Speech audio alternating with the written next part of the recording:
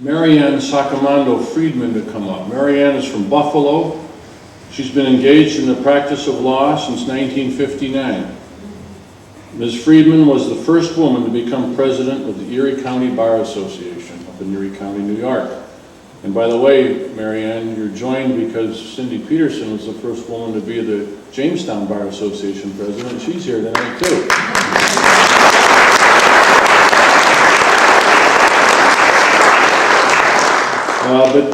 Maryann went on and became the New York State Bar Association's first female president in 1987 and 88. She's held numerous leadership positions in civic and professional organizations.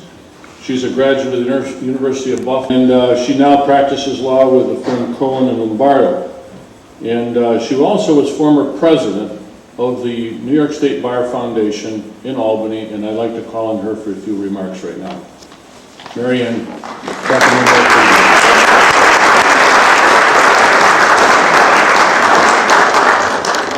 Thank you very much, Mr. Kidder.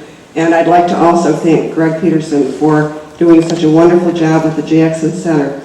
I was reminiscing, and I was here in Jamestown approximately 6 or 7 years ago to make a similar grant to one of the legal services programs. That is one of the pro bono legal services programs.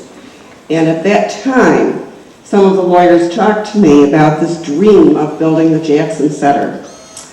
And I thought it was a wonderful thing, but I thought it was probably just a dream. And boy, when I got here tonight, was I taken back and back on my heels, because this is a glorious dream come true, and thank you for doing it.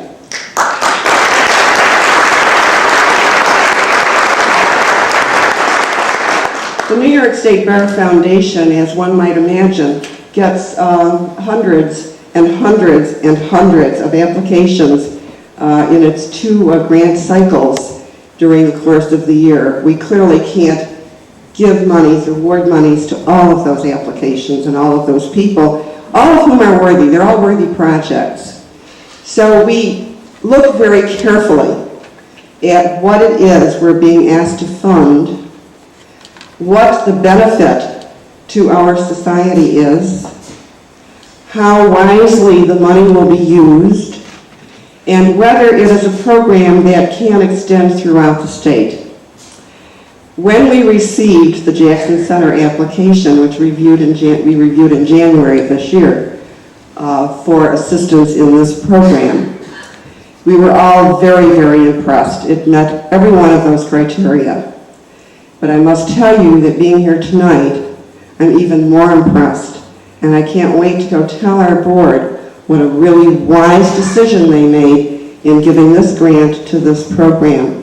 To have the quality of the young students that are here tonight taking an interest in learning about some major legal important principles of our nation and what we stand for is something that is not to be measured. It is immeasurable. And I congratulate each of them.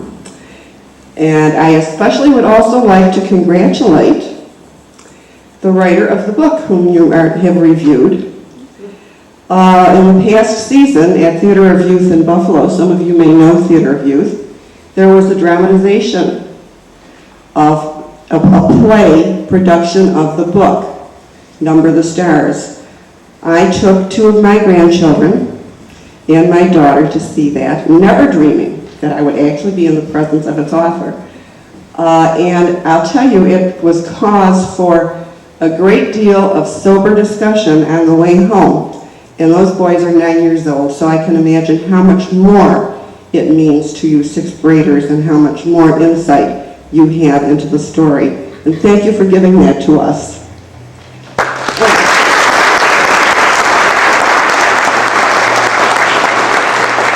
Having said all that, I would like to present a check from the New York State Bar Foundation in the amount of $5,000 payable to the Robert H. Jackson Center, Inc. for this program.